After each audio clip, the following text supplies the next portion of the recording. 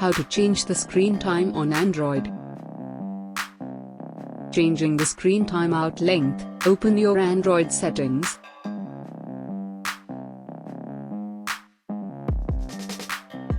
Tap display button.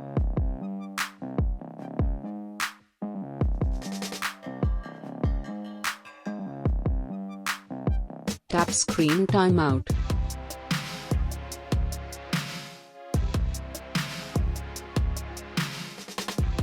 Choose how long your phone screen should stay on when idle.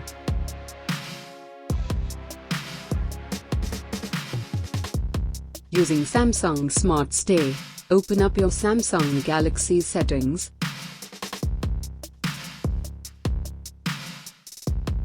Scroll down and tap Advanced Features.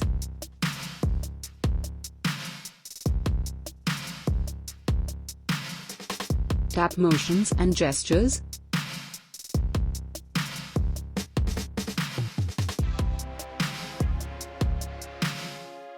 Tap Smart Stay.